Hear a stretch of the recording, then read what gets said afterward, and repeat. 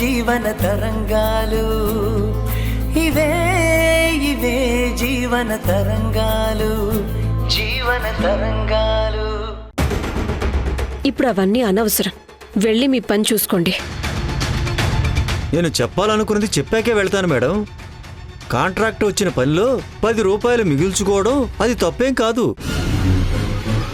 కానీ తమరు పక్కోడు సొమ్ము కాజేయడమే కాకుండా దొంగ నోట్ల బిజినెస్ కూడా చేస్తున్నారని అరెస్ట్ అయ్యి జైలుకెళ్లారు.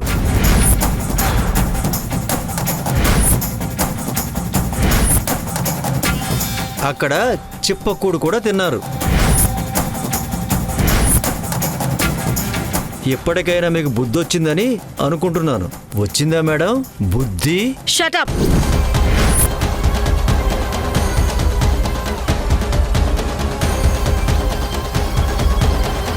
ఛాన్స్ దొరికింది కదా అని నోటుకొచ్చింది వాక్కు.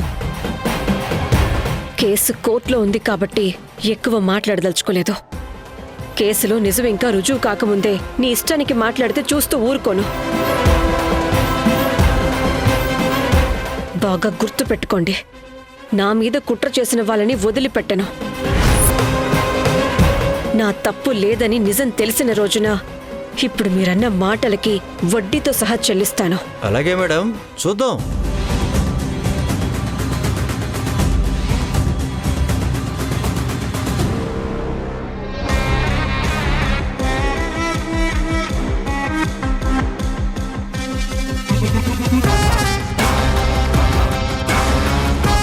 నువ్విలా రావడం మంచిదైందని సంతోషపడేలోగా నీకు అవమానం జరిగింది.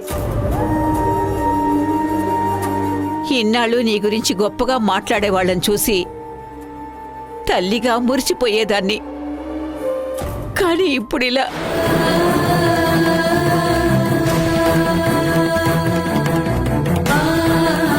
బాధపడకమ్మా. గ్రహణం పట్టిన సమయంలో సూర్యుని మింగేశానని గ్రహణం విర్రవేగటం సహజం. అదే గ్రహణం వీడిన తరువాత ఆ సూర్యుడు నిప్పులు కక్కుతూ మండే అగ్నిగోళంలా మళ్లీ తన వెలుగుల్ని విరచిమ్ముతూ బయటకొస్తాడు. ఇప్పుడు నా మీద నిందలు వేస్తున్న వీళ్ల పరిస్థితి కూడా ఆ గ్రహణంలాగే అవుతుంది. నువ్వు ధైర్యంగా ఉండమ్మా.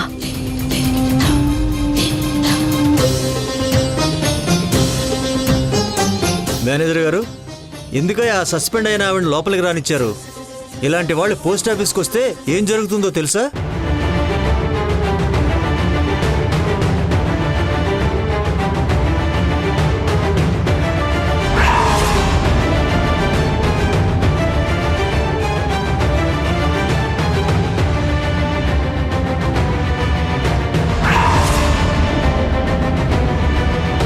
తప్పైపోయిందండి. ఇప్పుడే ఆ తప్పును సరిదిద్దుకుంటాను. రాము సార్, అర్జెంటుగా మేడం గారి దగ్గర ఉన్న ఫ్యాన్ తీసేసి. Okay sir.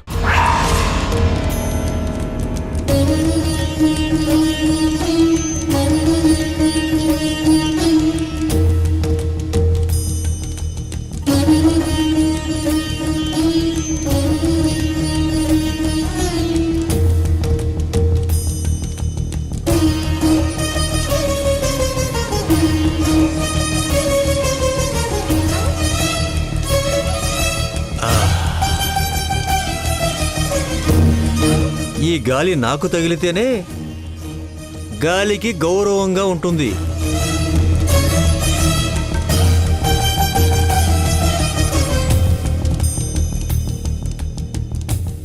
మేడం, ఈ చైర్ కావాలి.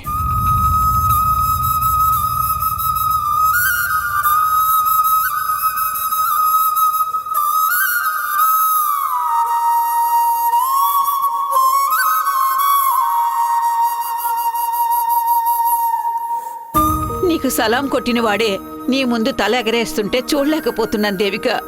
మనం ఇక్కడి నుంచి వెళ్ళిపోదాం పదమ్మా. అలాంటి అవినీతి కుక్కలకి జడిస్తే వాళ్ళకి లేని మర్యాదని మనమే ఇచ్చిన వాళ్ళం అవుతాం. ఆ కూతలు పట్టించుకోకు. ఇక్కడుండి పని చేసుకునే వెళ్దాం. నువ్వు కూర్చోమ్మా. గెలుపులేని సమరం జరుపుతోంది సమయం, ముగియలేని ఉడికించేదిలాయ్ రణం ఇలా ఎంతకాలం భరించాలి ప్రాణం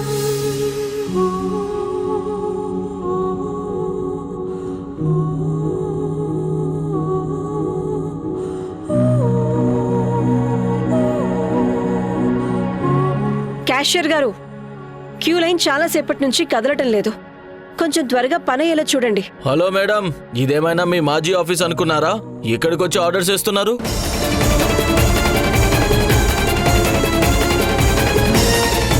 జాబ్ ఎలా చేయాలో జాబ్ లేని మీరు చెప్తే వినే పొజిషన్లో మేము లేము.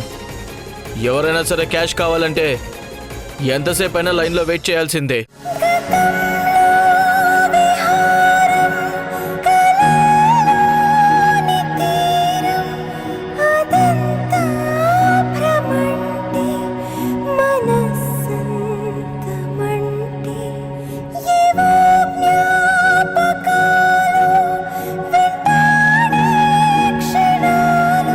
దేవిక, ఆ డబ్బులు రేపు వచ్చి తీసుకుంటానులే. నువ్వు పడుతున్న అవమానాలు చూసి నేను తట్టుకోలేకపోతున్నాను. ఇంకొక క్షణం ఇక్కడ ఉండద్దు. వెళదాం, పదమ్మా. వద్దమ్మా, ఇలాంటి మాటలకు బాధపడకూడదు. మన నిజాయితీ ఏంటో మనకి తెలుసు. వచ్చిన పని పూర్తి చేసుకునే వెళ్దాం. నువ్వు ఇలా కూర్చో. నువ్వు రా అమ్మా, ఇలా వచ్చి బల్ల మీద కూర్చో. రా.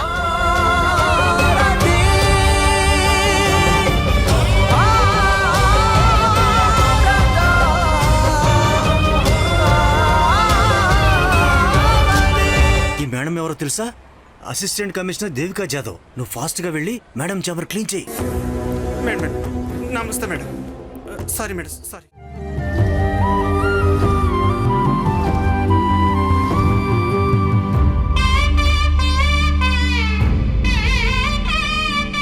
బాబు, కొంచెం తాగడానికి వాటర్ ఇస్తారా? ఇదిగో పక్కనే ఉంది కదా, తాగమ్మా.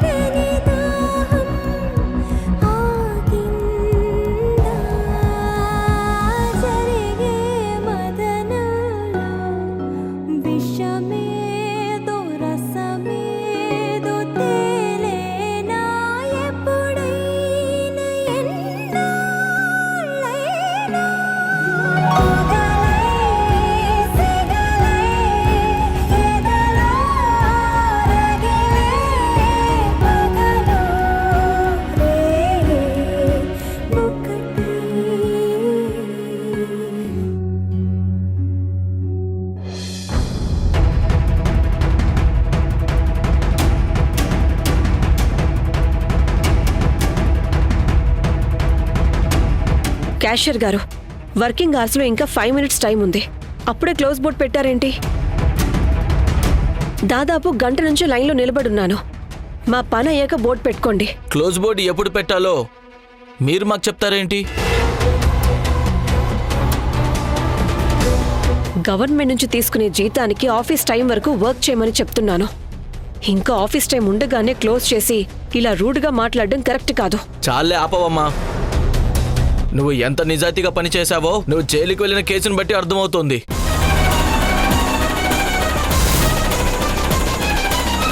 అలాంటి నువ్వు చెప్తే నేను ఫాలో అవ్వాల్సిన పని లేదు. పైగా నువ్వేమీ నాకు శాలరీ ఇవ్వడం లేదు. నీకు అవసరం అనుకుంటే రేపు రా, లేదంటే మానేయి.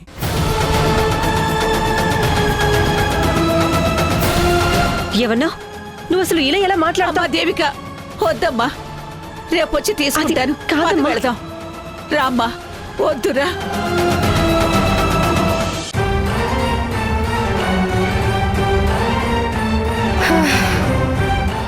రాస్కెల్ బిర్యానీ చేయమని ఆర్డర్ వేశాడు. వాడు చెప్పినవన్నీ చేయడానికి నేనేమైనా వాడి పని మనిషి అనుకుంటున్నాడా? ఇడియట్. కీర్తి, చాలా థ్యాంక్స్. గంట సేపటి నుంచి ఆకలి తట్టుకోలేక ఇంట్లో తినడానికి ఏమున్నాయని కిచెన్ మొత్తం వెతికాను. బియ్యం గాని, పప్పులు గాని, కూరగాయలు గాని ఒక్కటంటే ఒక్కటి కూడా లేవు. ఇంట్లో తినడానికి ఏమీ లేవని మీ అన్నయ్య మీద కోపడ్డానికి కూడా ఒంట్లో శక్తి లేదు. ఆకలితో నేనే కాదు, నా బిడ్డ కూడా అల్లాడిపోతుంది కీర్తి. నీరసంతో కళ్ళు తిరిగి పడిపోతానేమో అనే టైంకి దేవతలా కూరగాయలు తీసుకుని ఎదురొచ్చావు. అర్జెంటుగా ఏదో ఒకటి వండి నా మొహాన కొట్టి పుణ్యం కట్టుకో. తిని టాబ్లెట్స్ వేసుకుంటాను.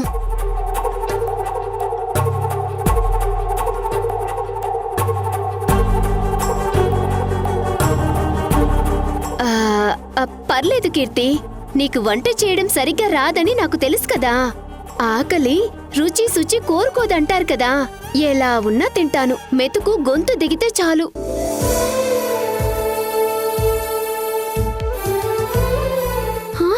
కీర్తి, కూరగాయలతో పాటు చికెన్ కూడా తీసుకొచ్చావా?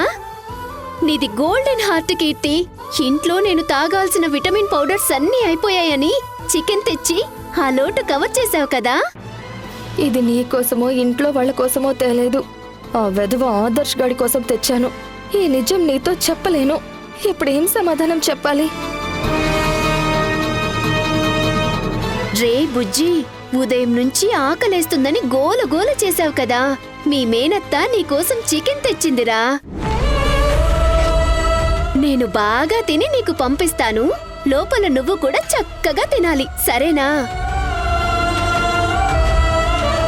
వదినకిప్పుడు చికెన్ చేసి మళ్ళీ చికెన్ తేవాలంటే డబ్బులు లేవు.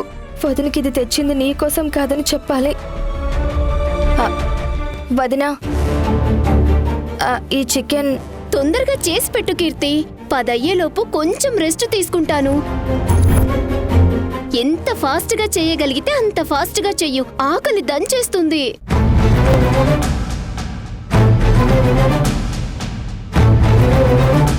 భగవంతుడా, ఇలా పరీక్షిస్తున్నావేంటి స్వామి? ఒక పక్కేమో కడుపుతో ఉన్న మనిషి ఆకులితో విలవిల్లాడిపోతుంది. ఇంకో పక్క నా పాలిట యముళ్ళ తయారైన ఆదర్శ్ గడికి వంట చేసి తీసుకెళ్ళాలి. వదిన కోరిన చికెన్ వంట చేసి పెట్టలేని దుస్థితిలో నన్ను పెట్టావు. నరకంగా ఉందయ్యా. ఆకాశం తాకే నీ ఆక్రందనలు మనసారా వినువారెవరు? నిట్టూర్పున నలిగే నీ గుండెల దిగులు. ఫ్రెష్ చికెన్ తీసుకొని బాగా మసాలా దట్టించి దమ్ బిర్యానీ చేసి నా గెస్ట్ హౌస్ కి తీసుకురా. కలతలోకి జారెన కలలు గన్న కనులకు నీటి చెమ్మ తప్పదు, వాడు చెప్పినట్టే చెయ్యాలి. దినం చూపుతోంద వేదన.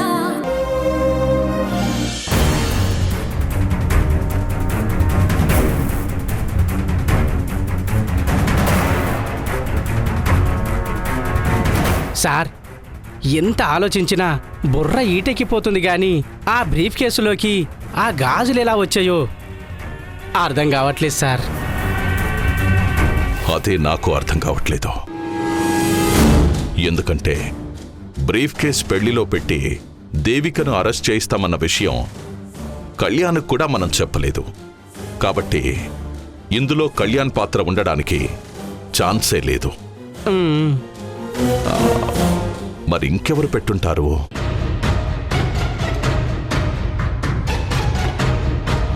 సార్, ఒకవేళ మనం బ్రీఫ్ కేసు జాగ్రత్తగా చూసుకోమని పంపించిన వాడే ఆ గాజులు పెట్టుంటాడేమో. అర్ధాకలితో ఉన్నవాడికి దమ్ బిర్యానీ దొరికితే బోన్స్ కూడా వదలకుండా మింగేస్తాడు. అలాగే కిరాయి పని చేసేవాడికి గోల్డ్ దొరికితే నొక్కేస్తాడు గాని ఇలా బ్రీఫ్ కేసులో పెట్టడు కదా. కరెక్టే సార్. ఎందుకైనా మంచిది. ఒకవేళ కాల్ చేస్తే అసలు విషయం తెలుస్తుంది కదా. ఏమంటారు సార్? మొన్న కరోనా వెళ్ళిన దగ్గర నుంచి నీకు మతిమరుపు వ్యాధి వచ్చిందేమోనని నాకు డౌట్గా ఉంది. అదేం లేదు సార్, నేను కరెక్ట్గానే ఉన్నాను. ఈ ఫోజులకేం తక్కువ లేదు. ఆ బ్రీఫ్ కేస్ చూసుకోమని పంపిన వాణ్ణి ఆల్రెడీ వేరే స్టేట్లో దాక్కోమని పంపించాం. మర్చిపోయావా నువ్వు? ఇప్పుడు ఎంక్వైరీ చేయడానికి వాడికి కాల్ చేస్తే అమ్మో ఆ దేవికకి దొరికిపోయే ప్రమాదం ఉంది.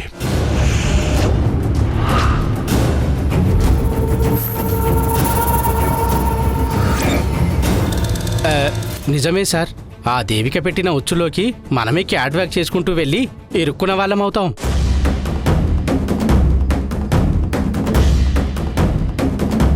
ఆ గాజులు పెట్టిన వాళ్ళ ఆచూకీ ఎలా తెలుసుకోవాలో అర్థం కావట్లేదు. సరే పద వెళ్దాం. ఆ కృష్ణ బండితి.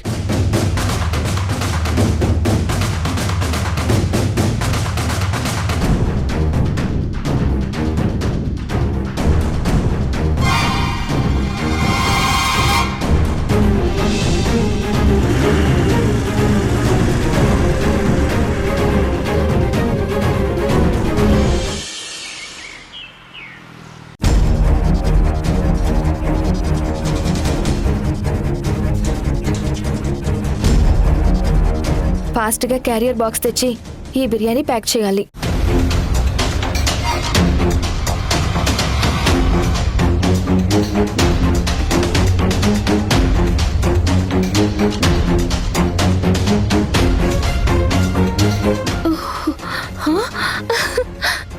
ఆహా, బిర్యానీ స్మెల్ అద్దరిపోతుంది. కీర్తి ఎంత మంచిదో, తన వదిన ఆకలితో ఉందని స్పెషల్గా బిర్యానీ చేసింది. మనసుని అర్థం చేసుకునే ఇలాంటి ఆడపడుచు నాకున్నందుకు నేను చాలా లక్కీ. ఇక లేట్ చేయకుండా బిర్యానీ తినేయాలి. బుజ్జి, మీ అత్తయ్య మన కోసం బిర్యానీ చేసిందిరా. నీకోసం నేను 2 ముద్దలు ఎక్కువే తింటాను, ఓకేనా?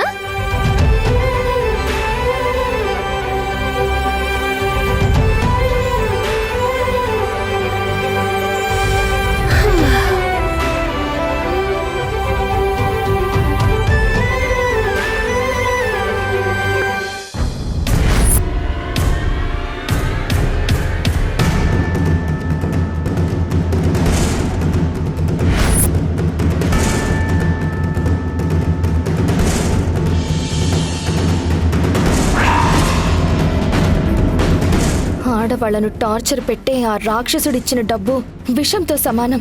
ఆ విషయాన్ని కడుపుతో ఉన్న వదిన తినకూడదు. ఆ దుర్మార్గుడి పాపం వదినకి కడుపులో ఉన్న బిడ్డకి అంటకూడదు.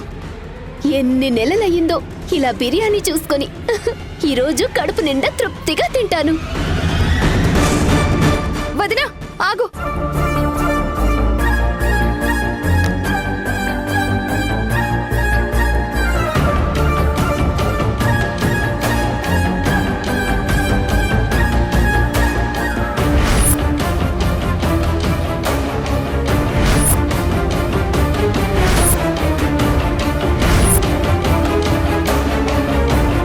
ఏమైంది కీర్తి? ఎందుకిలా ప్లేట్ ని లాగేశావు? ఇది నువ్వు తినకూడదు కాబట్టి. ఏమైంది దీపా? చేతులు ముద్ద పట్టుకుని నిలబడ్డావేంటి? కూర్చొని తినొచ్చు కదా. తినబోతుంటే నిర్దాక్షిణ్యంగా ప్లేట్ లాగేసి ప్లేట్లో ఉన్న బిర్యానీని వెనక్కి వేసుకుందత్తయ్య మీ కూతురు.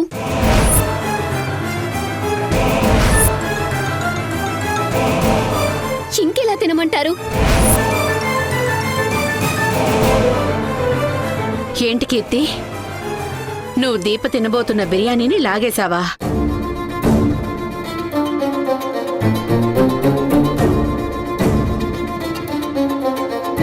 నేను నమ్మలేకపోతున్నాను.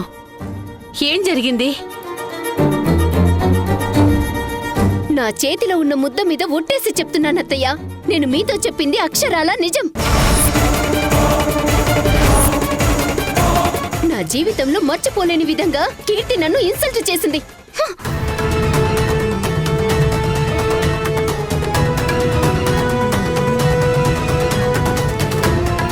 కడుపుతో ఉన్న తనకి అడిగి మరీ వంటలు చేసి పెట్టాల్సింది పోయి ఇలా అవమానిస్తావా?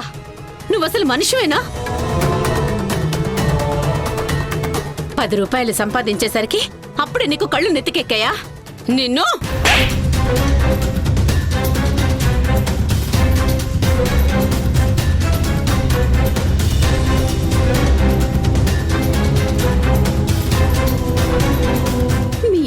నా ఆకలిని అర్థం చేసుకోలేకపోయినా ఆడపడుచుగా నువ్వు నన్ను అర్థం చేసుకొని వంట చేశావని ఎంతో సంబరపడిపోయాను.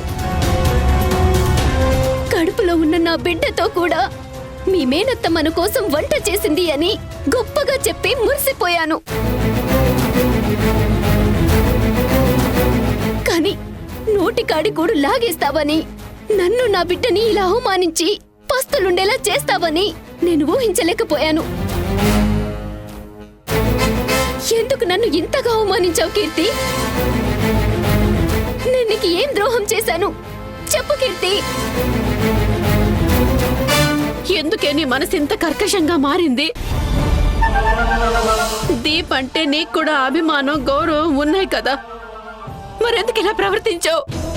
ఆదర్శ్ నా మీద కక్ష కట్టి నా చేత వంట చేయించాడన్న నిజం మీకు చెప్పి క్షోభ పెట్టలేనమ్మా. ఆ నిజాన్ని నాలోనే సమాధి చేస్తాను తప్ప ఆ బాధకి మిమ్మల్ని సమాధుల్ని చెయ్యలేను. నన్ను క్షమించమ్మా. అడుగుతుంది నిన్నేనే. ఎందుకు నా కోడల్ని అవమానించావు? చదువుకున్నావు, 100 మందికి పాఠాలు చెప్పే గురువు స్థానంలో ఉన్నావు. మరి ఉన్నట్టుండి నీ మనసులో ఎందుకింత విషయాన్ని నింపుకున్నావు?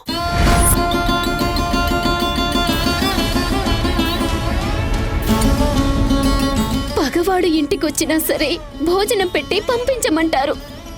మరి నేను మీ కోడల్ని కదా, నేను చేసిన తప్పేంటి, అన్యాయమేంటి?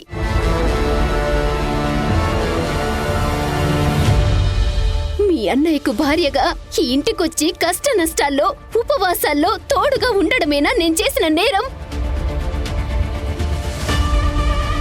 ఇంట్లో జరుగుతున్న వాటికి నేను అష్ట కష్టాలు పడుతున్నా సరే వాటి గురించి మా అమ్మకు చెప్పకుండా దాచినందుక నాకు ఈ సన్మానం చేశావు? చెప్పు కీర్తి.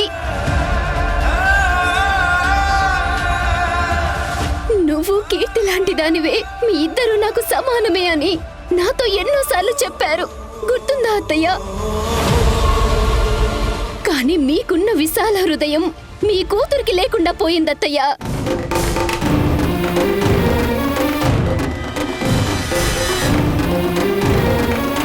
ఆ ప్లేటు లాగేసే ముందు తిన్నదానికి డబ్బులు కట్టాలని చెప్పున్నా సరే ఎలాగోలా మీ అబ్బాయిని అడిగి ఇప్పించుండేదాన్ని.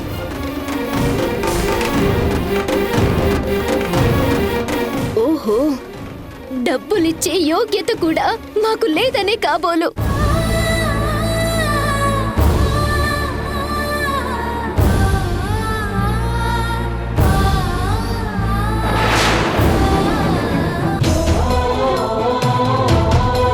దుర్మార్గుడి కోసం పొతిన నోటి దగ్గర కోడు లాగేసి అమ్మ ముందు దోషినయ్యాను. ఈ రోజు బామ్మకి జరిగిన అవమానం రేపొద్దున నాకు పుట్టబోయే బిడ్డ కూడా జరగదని గ్యారంటీ ఏముంది? ఇంట్లో పరిస్థితులకి నా బిడ్డని బలివ్వాలనుకోవట్లేదు. మహేష్,